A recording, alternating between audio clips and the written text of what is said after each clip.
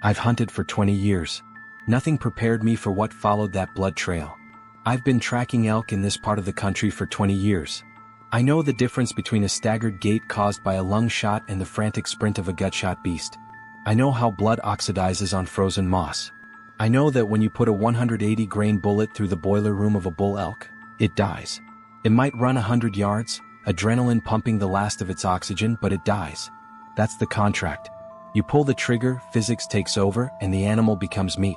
But the thing Hayes and I were trailing up that ridge broke the contract. We were 3 days deep into the timber, miles past the old fire breaks where the weekend warriors stop to drink beer and pretend they're outdoorsmen. It was just Hayes and me, the gray sky, and the silence that hangs heavy in the deep woods, the kind of silence that feels less like the absence of noise and more like a held breath. We spotted the bull at dawn. It was magnificent, a heavy 6x6 rack, dark mane, breath steaming in the frigid air. It was standing in a clearing of deadfall, chewing lazily on lichen. Ace took the shot. He's a surgeon with a rifle. I watched through my scope as the impact rippled through the elk's shoulder. The animal bucked, legs kicking high, and scrambled into the dense hemlock. Solid hit, Hayes whispered, cycling the bolt. Pink mist. Lungs. We waited the requisite 30 minutes to let it bed down and bleed out. When we walked to the impact site, the snow was painted with bright, frothy blood.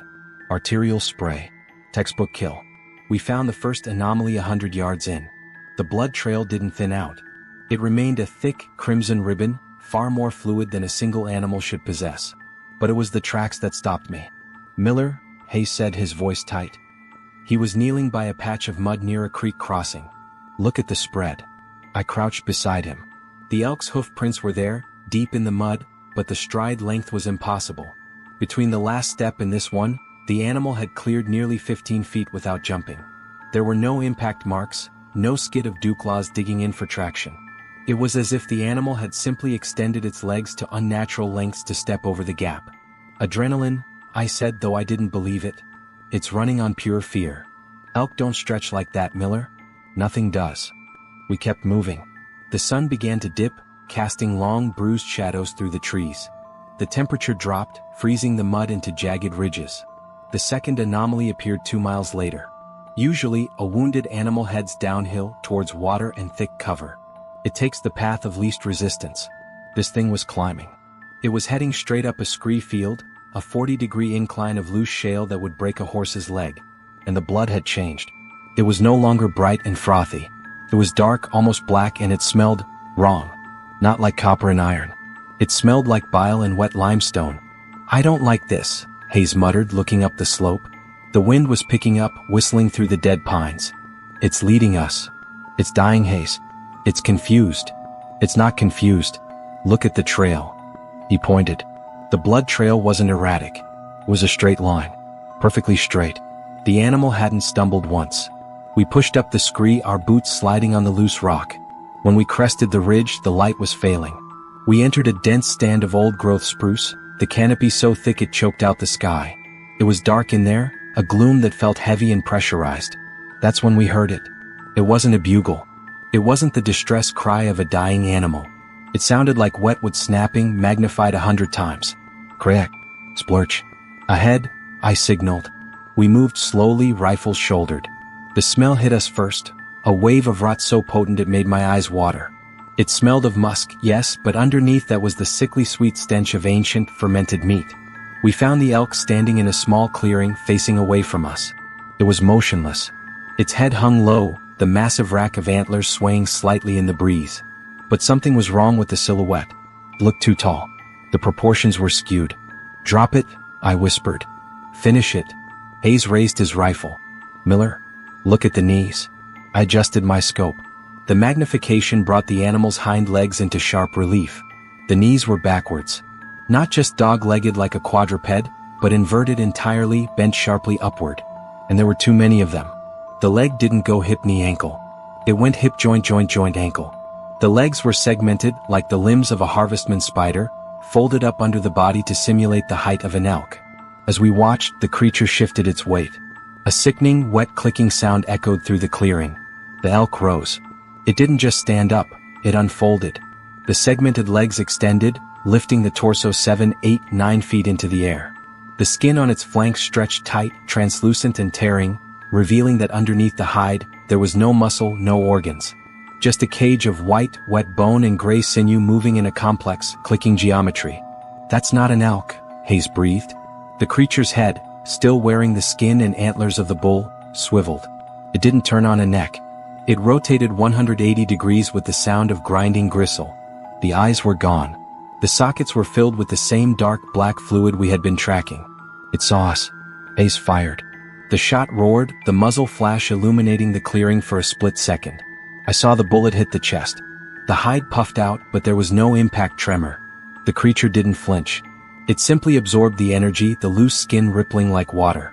Then it moved. It didn't run. It scuttled. The multi-jointed legs moved with a horrific, frenetic speed, tearing up the earth. It closed the 40 yards between us in seconds, moving in a low, zigzagging blur that the eye couldn't track. "Run!" I screamed, backing up and firing blindly. Hayes didn't run. He froze.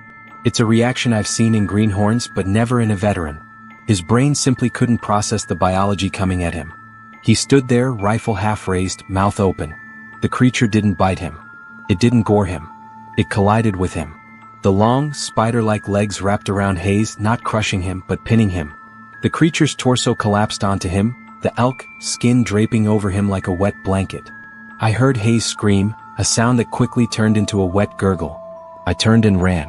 I ran with the reckless abandon of prey, tearing through brambles that sliced my face, stumbling over roots, sliding down the scree field we had climbed an hour ago. Behind me, the forest was filled with sounds that will never leave me. It wasn't the sound of eating. It was the sound of rearrangement. The wet snapping of bone. The popping of cartilage being forced into new angles. And underneath it all, a low, chittering sound, like 1,000 insects vibrating in a hollow log.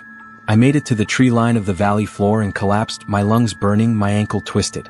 I lay there in the dark, rifle pointed back at the ridge, shivering so hard the barrel rattled against my teeth.